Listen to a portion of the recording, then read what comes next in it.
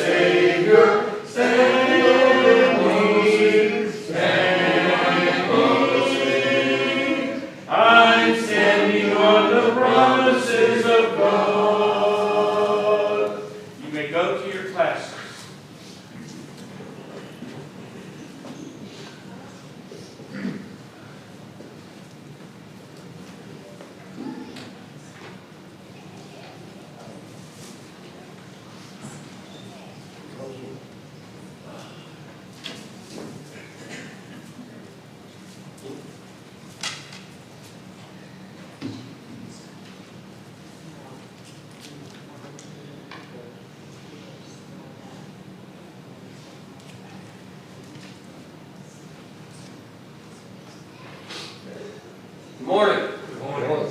Good to have everybody with us this morning. It's the first day of the week. Glad to have those with us also online.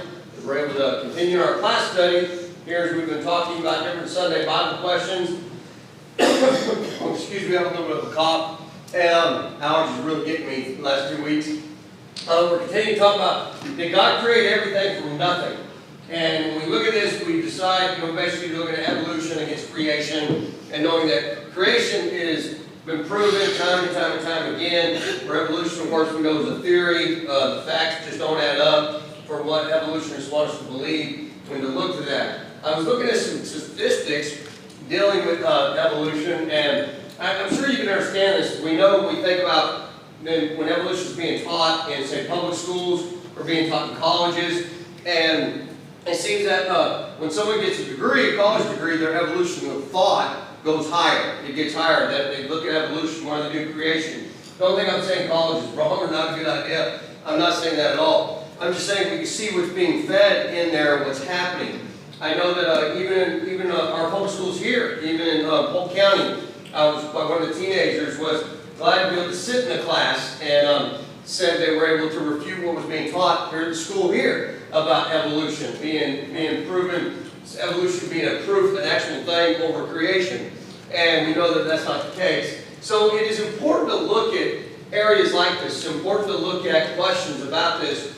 And hopefully we've seen it's really not that difficult to understand if we teach it and look to it in a simple way. Because it is pretty simple when it all comes across. Of course, we get into all the big, huge words and everything, that kind of where you're like, okay, what does that mean? And so on. Where's that going? What is this?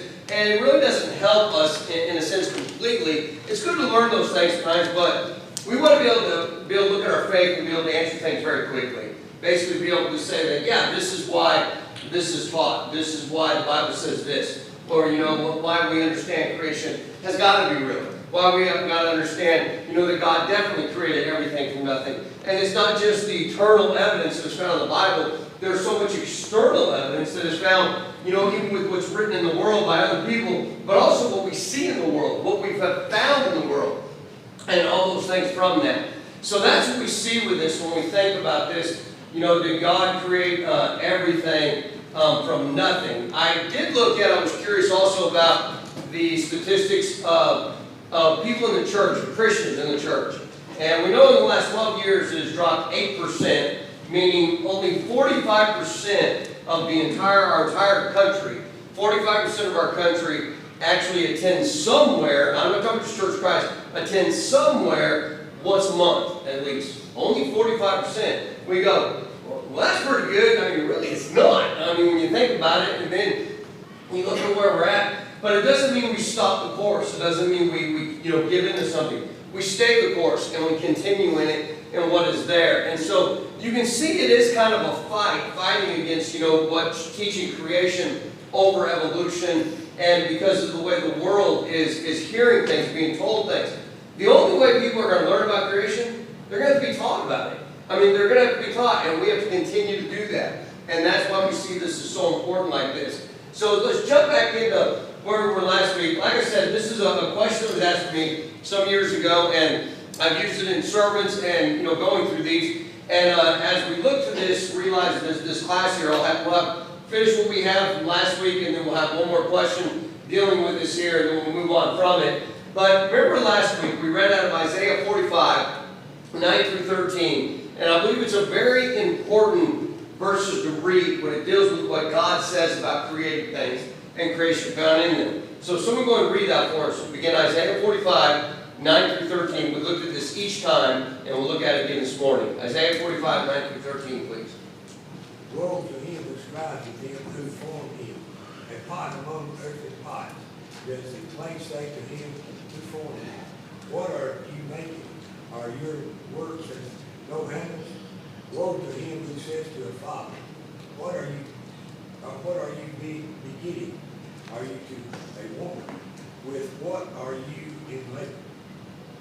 Thus saith the Lord, the Holy One of Israel, and the one who formed him. Ask me of the things to come. Will you command me concerning my children and the works of my hands? I made the heavens and created man on them. It was my hands that stretched out the heavens, and I commanded all their hosts. And I stir him up in the righteousness, and I will make all his ways level.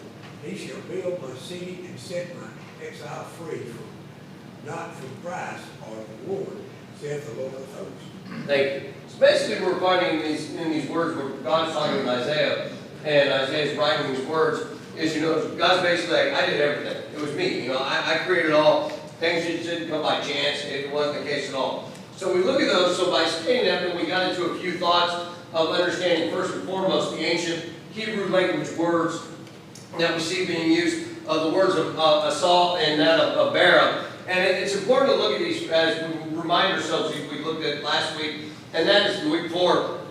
And that is knowing that these are the only two words, what did you say? The only two words that come from the ancient word that we understand that deal with making something. The first is Asal, or Asal, however you want to pronounce it. It refers to what we do with our talents. Everybody understands this about making something from our talents. If you make a house or you build something, say a clock or whatever it may be, you're taking from something that already is and making it something else and turning it into something. And that could be many different things. That is something we do with our talents. Then the only other word that we find in the Hebrew language is bara. And that is used in connection with God. It is the creation of something from nothing, or another way to look at it is creating something that never ever existed before. And so these are the only two words that we find in the Hebrew language when it's being written. So it's not that hard when we're reading the Bible to see and understand what's being talked about, what is created by, from our talent, something that's already been made, and from something that never was before that's being created. So by going through that, last week we discussed basically the creation account of what was made versus what was created. We discussed time, which dealt with beginning. We discussed out of space, which dealt with heaven. And we discussed out of matter, which would be the earth. And we explained those and what was found in them, we understood with it. Number two, the second thing we looked at last week was God made things to reproduce after its own kind. And this is very important because we're told by evolutionists that humans started as what? What did humans start from? What do they believe?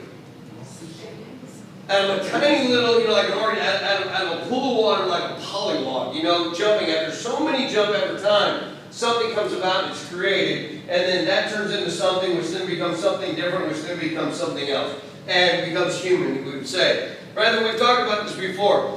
When you have a snake, snakes cannot reproduce a cat. It's not going to happen. It's just not going to happen. We understand that, and we realize that. And we can talk about so many different things in this life. A cat is not going to reproduce a dog. We know that's not going to be the case. Each kind, as we look to this and realize that God made things to reproduce after its own kind. And we talk about this one thing, and we talk about the different facilities of birds and ducks and everything over that. We talked about the elephant with his trunk, getting his trunk, but the trunk was always there. It wasn't like the fictional story of an alligator grabbing it and actually pulling it out and stretching it. And one thing we didn't talk about, I'm just going to mention this very quickly, is we have not seen a change ever in fossils.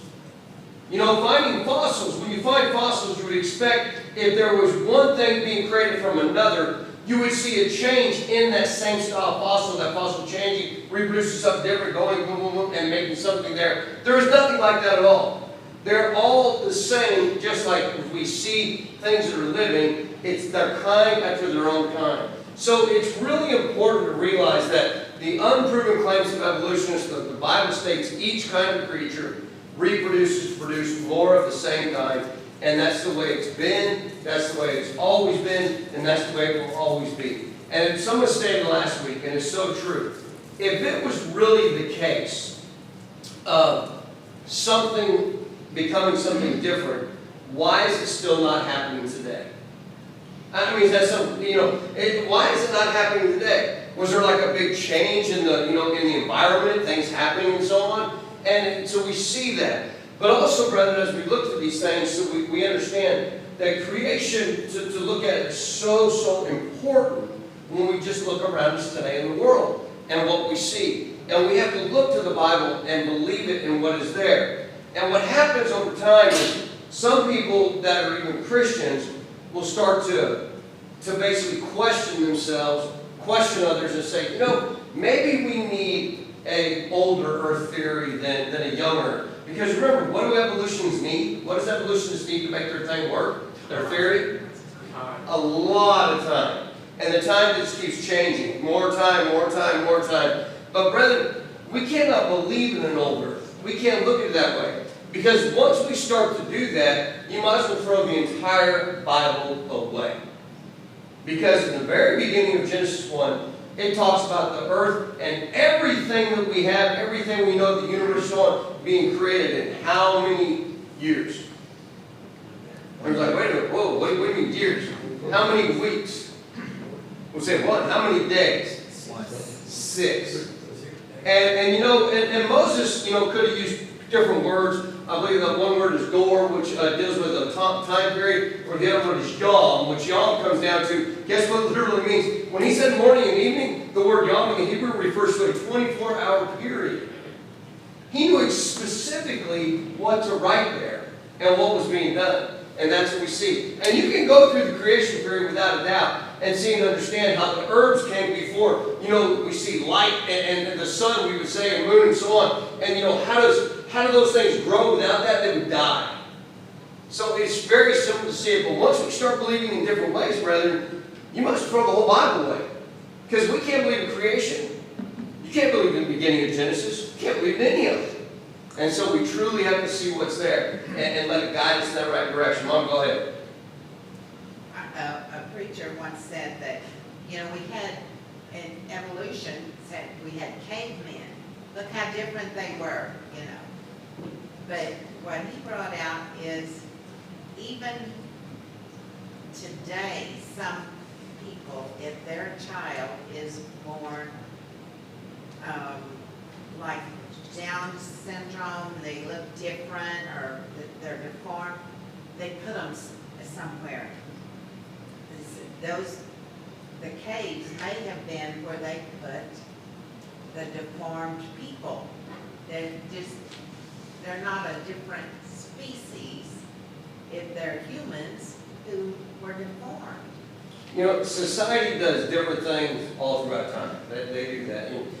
We don't know what it could be, what's there. We do know that people live in caves, do we not? And we know that without a doubt. I mean, that's even a regular human being. I mean, everybody, you know, people did that. In fact, I know our daughter, Trinity, she's in the Canary Islands right now, and they actually have there in the Canary Islands, that was an island built, you know, from volcanoes. Basically, is how it erupted over time and it came out. That people actually live in caves there still today.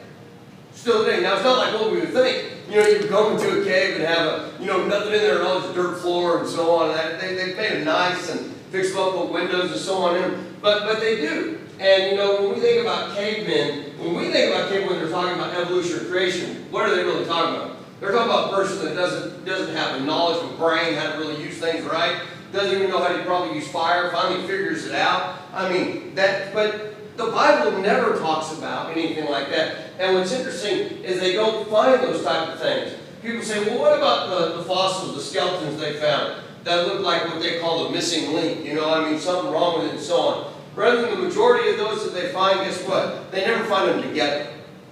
They never find them together in different places here and there, and they put it together to make it match and to make it what it is. And we understand, we're like, really?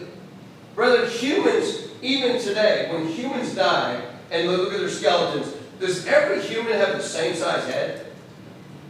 Does every human have the same skeleton that looks exactly the same?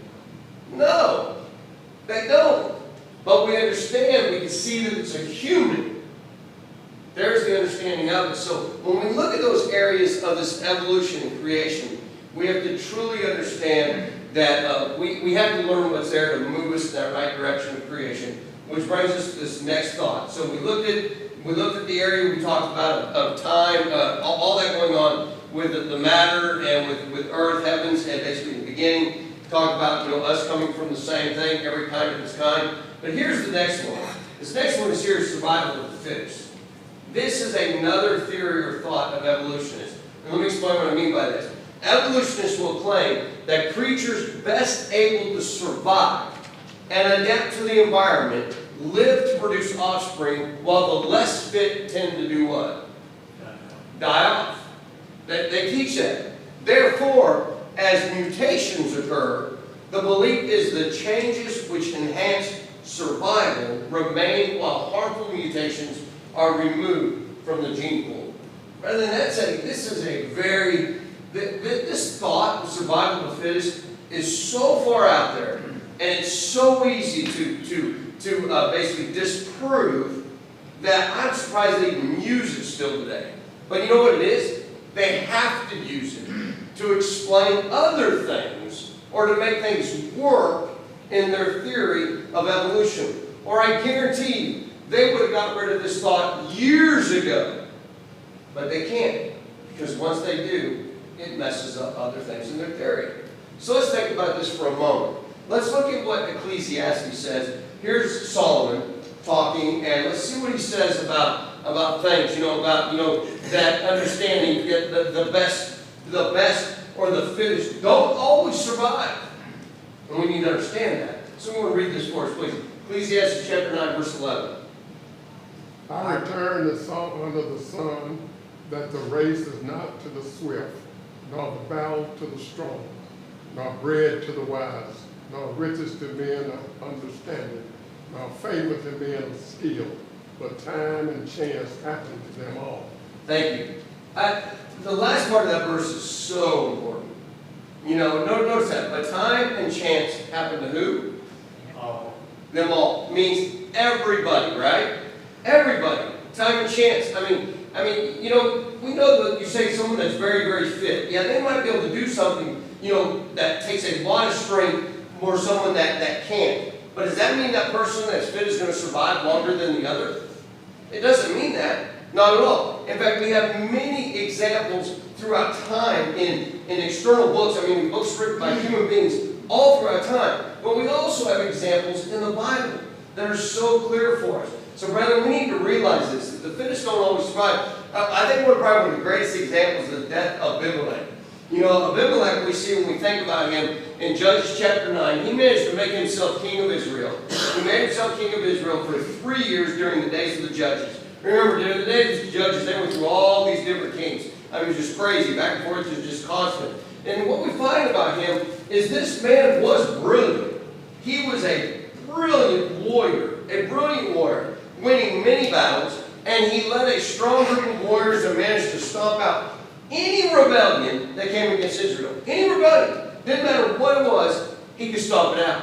So when you start looking at it, thinking, wow, this man must be amazing. Some people say, oh, God was behind him. God wasn't behind this man. Let me tell you, Abimelech was a problem. And so we see this and realize that saying, oh, he was just a fit man, so he should live as whatever it is. Nobody smaller, less than him, is ever going to take him out. Well, then we end up in a town called Thebez. You go to Thebez, and while getting set to burn a group of rebels that were held up in this tower, just like the picture shows, there was a woman above at the top. A woman. Just a lady, I guarantee you, not stronger at all. No way stronger than Abimelech. She took the upper stone used to grind flour by hand, threw it at Abimelech from the top of the tower, and guess what it managed to do? Crush his head and kill him. Now let me ask you this. Does this mean that the woman was stronger than Abimelech? Was she more fitter? Because remember, the fittest always survive.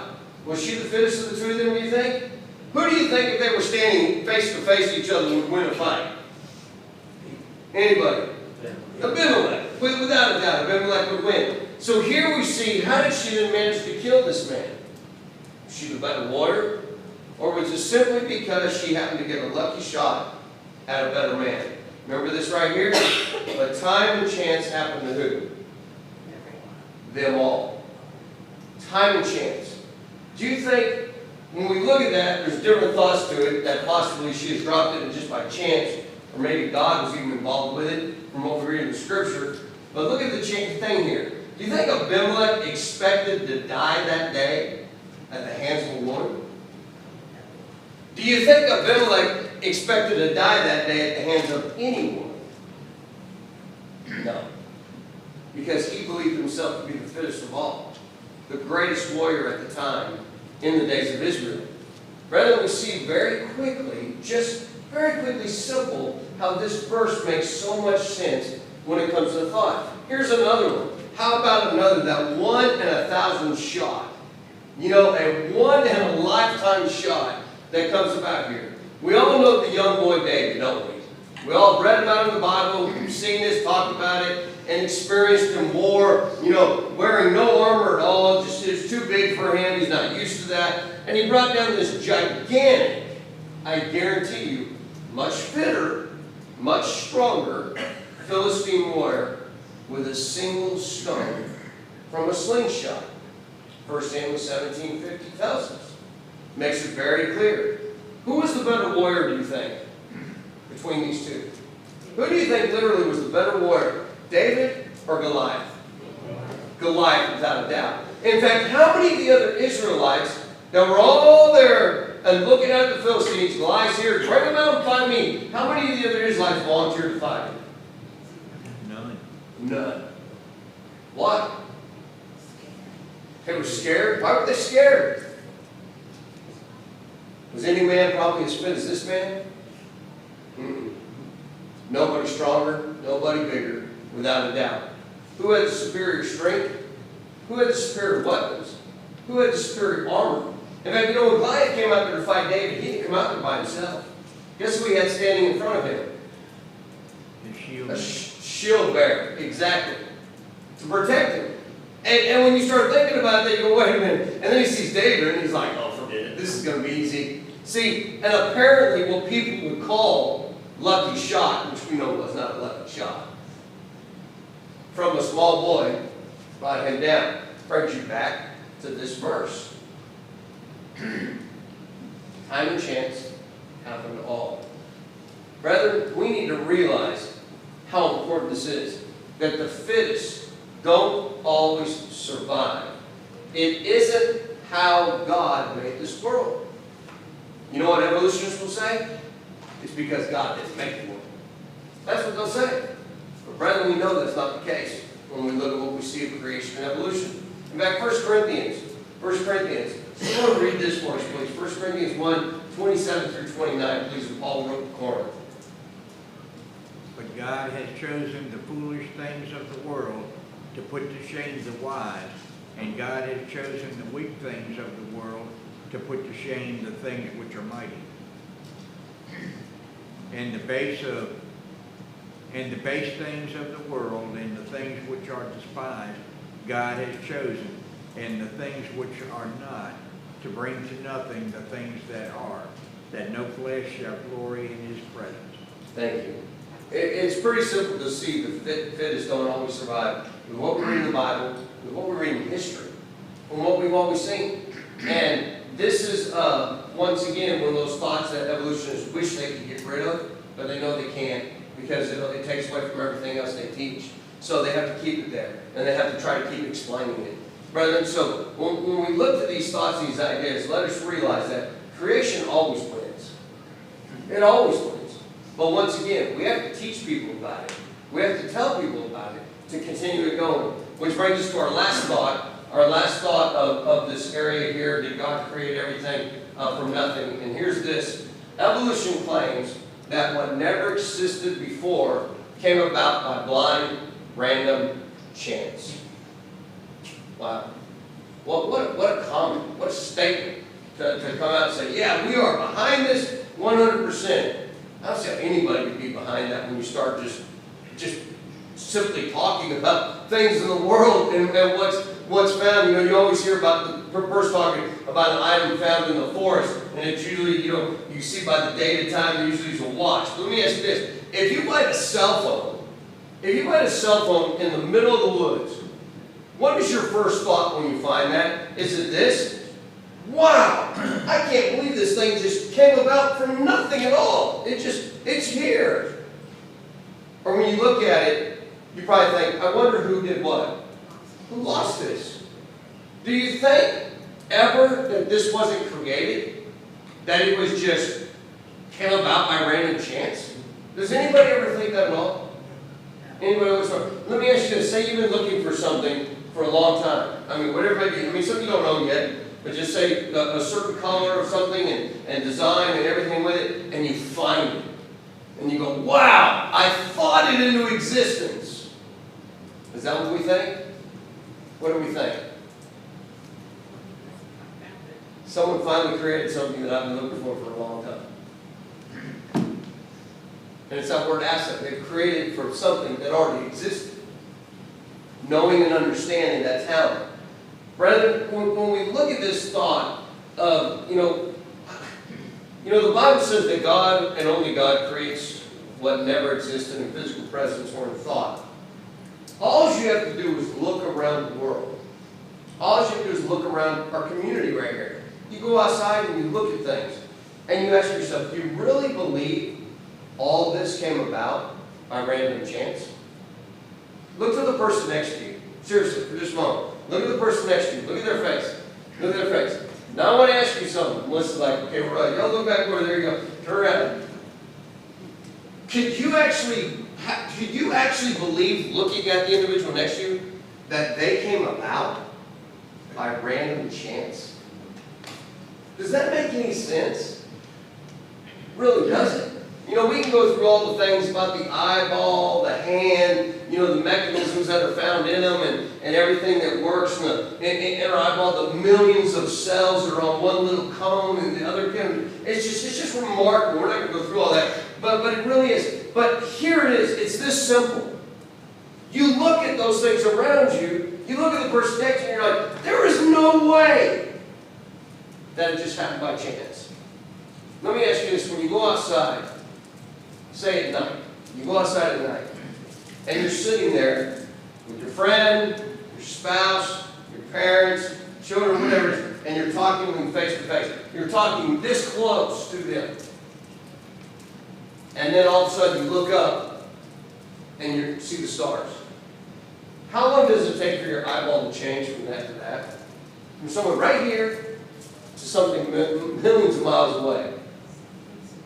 How quick is it?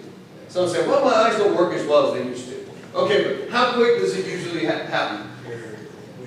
Can we even count it? No. And we're supposed to believe that our eyeball came by chance to be able to do that. Let me go one further. That our brain came by chance. How many here have to tell themselves to breathe? I just want you to think about it for a minute. How many of us here have to say, okay, we're going to take a breath, take another breath, take another breath, take another breath? I mean, how many of us do have to do that? None of us. Because our body knows to breathe. Our brain tells it. But do you realize what's involved in that? Our body telling us, saying, keep continuing to pump the blood to the brain. All right, brain, now you need to start the oxygen. All right, now the oxygen needs to come to your lungs. Okay, now your lungs need to fill up. Now your lung needs to deflate some. Your lung needs to fill back up. Okay, keep the blood flowing at the right speed. Like that. But once again, we're told it all came by random chance. Rather, it's so easy and simple to see that can't be the case. Think about this verse here. Isaiah chapter 44, verses 24 through 26. If someone will read this for us, please. Thus says the Lord, your Redeemer, and He who formed you from the womb. I am the Lord who makes all things, who stretches out the heavens all alone, who spreads abroad the earth by myself, who frustrates the signs of the babblers and drives diviners mad, who turns wise men backward and makes their knowledge foolishness, who confirms the word of his servant, and who performs the counsel of his messengers, who says to Jerusalem, you shall be inhabited, to the cities of Judah you shall be built, and I will raise up her waste places. Thank you. So you know what we see in these verses? That God not only creates what never existed in the physical presence, but also in thought. Imagine that for a moment. We look around and see all God created, and God created thoughts. We go, really? Oh, didn't that just come out over time? Like millions of years, the thought started processing, working right? I mean, you just think about a child. Let me rephrase that. Think about an infant. When an infant's born, and the infant is looking up to their mom, usually it's the mom first, looking at their mom, do you think there's anything going on in their head? Any thought at all? Or do you think it's just like, I mean, is that what it is? No, we know it's not the case at all. In fact, if you smile, what does the baby usually do? Isn't that, stick out the tongue, smile, whatever else. Isn't that remarkable? Creation of thought. God is involved in everything. Brother, it doesn't stop there. Think about Isaiah 45, verses 9 through 13. If someone read this for us, please. Isaiah 45, 9 through 13. Woe to him who strives with his maker. Let the potsherd strive with the potsherds of the earth. Shall the clay say to him who formed it, what are you making? Or shall you handwork say, he has no hands? Woe to him who says to his father, what are you begetting? Or to the woman, what have you brought forth? Thus saith the Lord, the Holy One of Israel and his Maker, ask me of the things to come concerning my son, and concerning the works of my hands. And you command me, and I have made the earth, and created man on it. My hands stretch out the heavens, and all his host I command. Thank you. Brother Greg's probably going, that sounds really familiar, because you read it at the beginning. You read the same thing here. Because now we see here, what I want us to think about when we read this is once again, what happens here, so look at this last verse. Go ahead and read that too, Brother Greg. Read that. I have raised him up in the righteousness, and I will direct his ways. He shall build my city, and let my exiles go free, not for a price or reward, saith the Lord of hosts. Thank you. When this is being read, we know what's going on with Israel and so on, but God is trying to say basically that I can lead people in a direction with my words. You know, their thoughts. You know, I can move them in a direction where they need to go, what they need to do. It's just we have to make that, we need to make that choice and decision of what is there. That's weird. of what we see. And so as we think about that and realize the importance with it, we just get to that point again. Things could not have come by chance. God says they happen. And when we simply look at it, we notice the truth. Which brings us to this final thought, Isaiah 29, verse 16, before we're out of time. If someone read that for us, please. You turn things upside down. Shall the potter be regarded as the clay, that the thing made should stay of his maker? He did not make me, or the things formed say of them who turn it toward it. He has no understanding. Thank you. Yeah, I could have made it a little bigger. So when we think about this, I mean, look at these words here, you know, and basically God is saying, He knows what humans are going to do, and they've done it. They've looked up at God and said, you didn't make me. I came by chance. Once again, that's just crazy to think, because it doesn't make sense. It really doesn't when you look at society and look at everything. If that was the case, once again, I just always, it amazes me, say, well, we've just developed or changed. You know, why are things like that not happening anymore? Because it doesn't happen, and it never has. I'm out of time. So when we think about these things, just let it, go back to our thoughts and understanding and realizing that creation is not that hard to understand. It's simple, and evolution is really, they make it really difficult because they want it to be that way to be confusing. And so when we look at it, it's easy to show that it's not the case, that God hadn't created everything, and that you and I did not come from a hot, warm pool, a blob of nothing. That you and I were created by someone that understood what He was doing and did it exactly like He meant to do, so we could be the people we are. And then as we become those people, we have to make that choice, either follow Him or not. God gives us that free will, and it's great that He did. And so we need to decide to do that, which would be right by Him. All right, any comments or questions before we close this morning? Anybody at all? Okay, Brother Ed's going to hand out some papers here for next week for your class. So he'll hand these out, and I'm going to go ahead and close out. All right, anybody else? Anybody got anything? Nope. All right, thanks. This will be for you to kind of look over a little bit. We're going to do some word studies for a couple of weeks while Ernie and Melissa are gone. And I thought, well, this would be the easiest thing. Maybe I can actually get through them for a change.